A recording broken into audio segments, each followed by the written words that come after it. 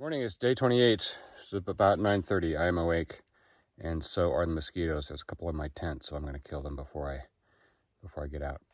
10:30 in the morning. Back on the PCT, stepping over a log, and trying to do some miles. The trail is cruisy enough. My pack is getting light enough that sometimes I'm jogging the downhills.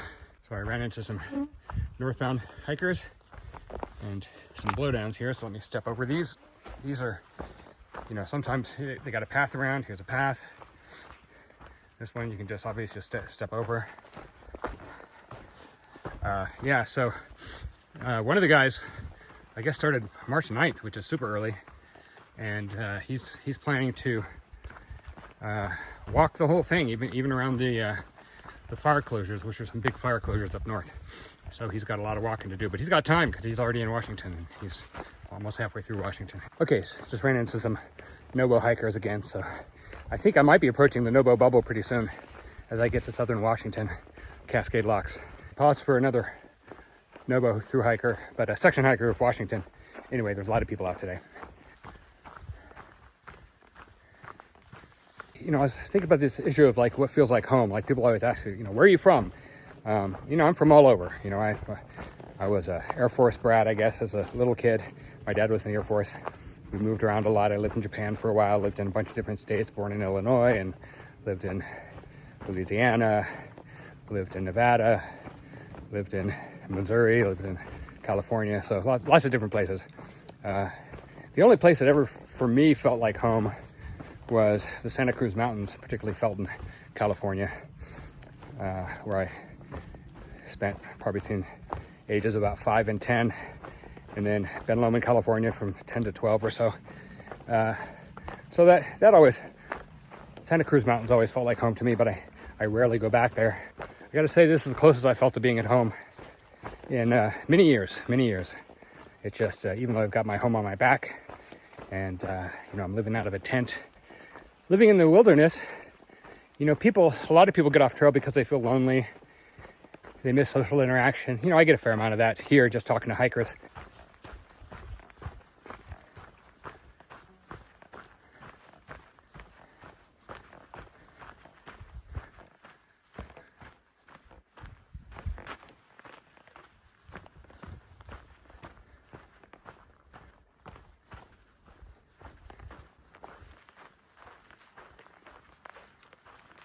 I'm realizing that one of the things I love about being in the woods, being in nature, being in the wilderness is the quiet, and how much I crave the quiet in my everyday life. Here's a sign here, if you can read that. Boundary Yakima Indian Reservation. Okay, I think I'm entering, or maybe I'm exiting, I'm not sure, but crossing a boundary. Okay, this might explain why I've seen so many hikers today. They probably belong to these cars, or the cars belong to them. We got a sign up here. Maybe this will orient me a little bit. Probably Mount Adams Wilderness, because I think I'm getting pretty close to Mount Adams. Let's see what the sign says. PCT, Potato Hill Trailhead. Okay. Forest fires, so forth. Wilderness permits. Okay, I'm filling out the self-issue permit. I don't think I need to because I'm a PCT hiker. I have a permit for all these areas. But the reason I'm filling it out is because these wilderness areas rely on some of this information for their funding. How much use the trails get. And also, if anything happens to me, there's a record that, I was here on this date, that kind of thing. One of the things that gets a lot of people on the trail is, you have a lot of time in your head, but that's kind of what I crave. A lot of people don't deal well with that. You can certainly ruminate over things in your past, things in your future. I do that a fair amount too. And, you can go to a dark place.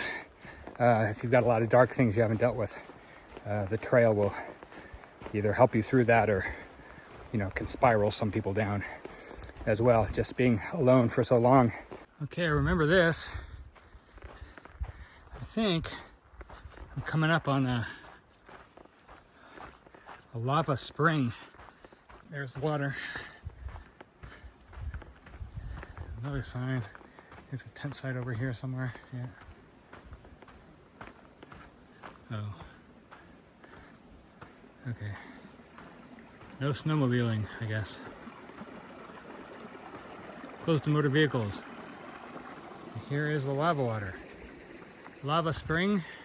That's what that sign says. What does this sign say? Mount Adams Wilderness. Gifford Pinchot National Forest. Okay.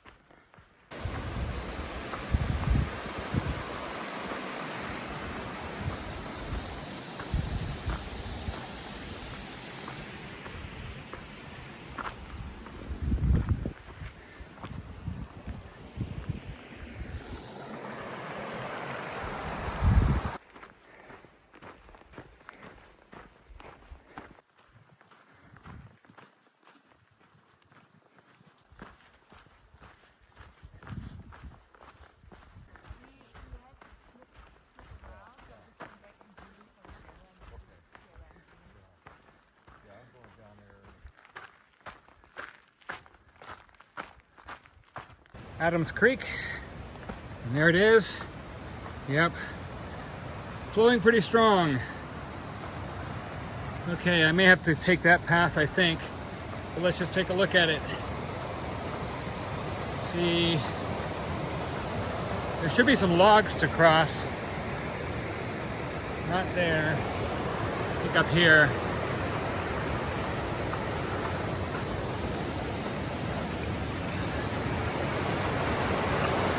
Probably those. Maybe that one. Let me see.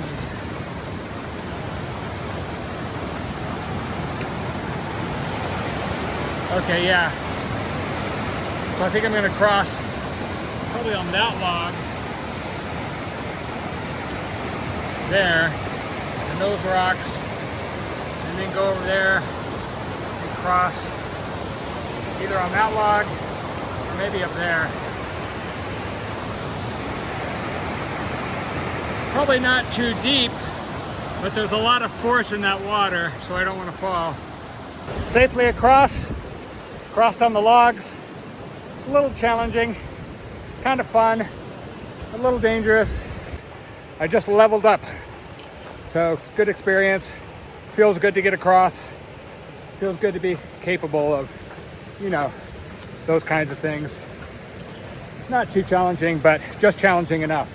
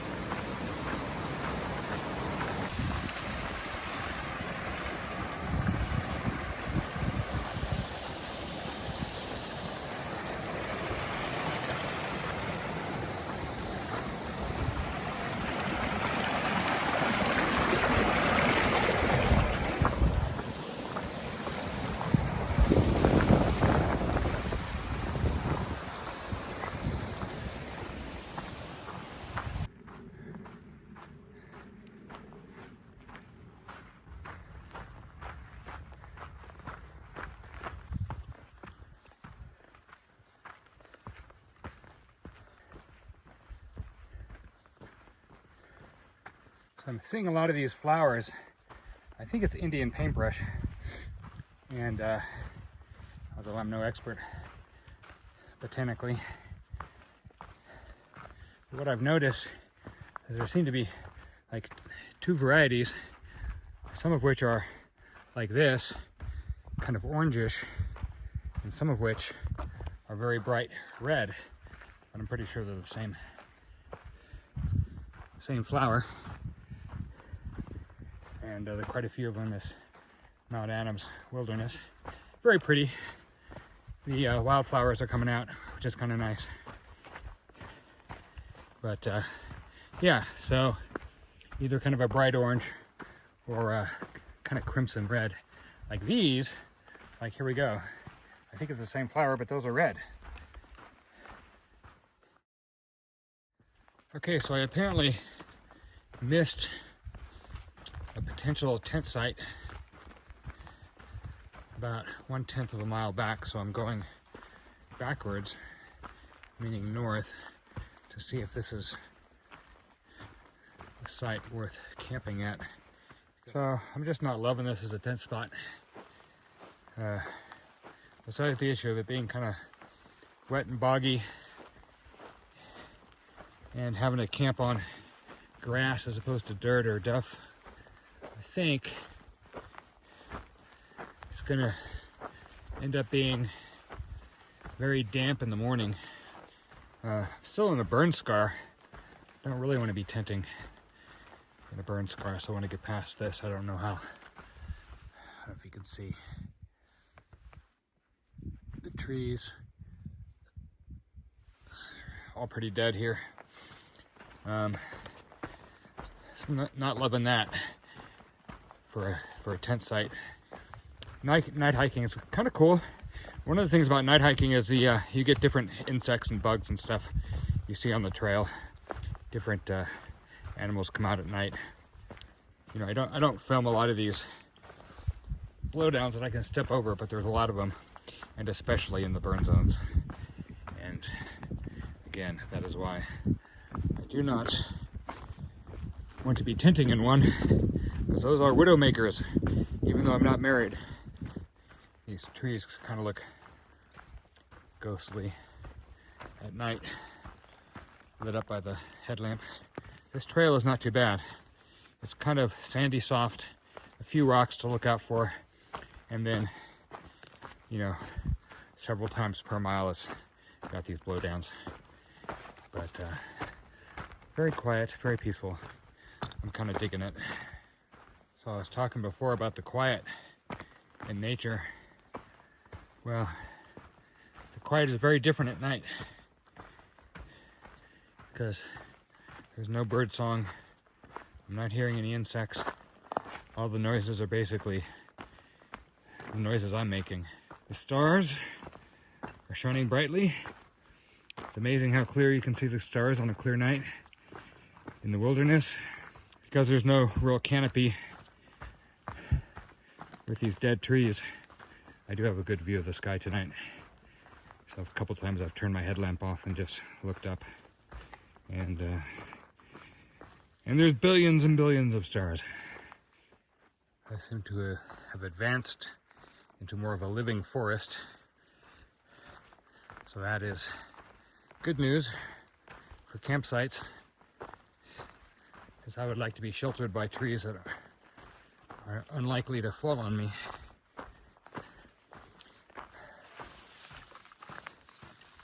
And also,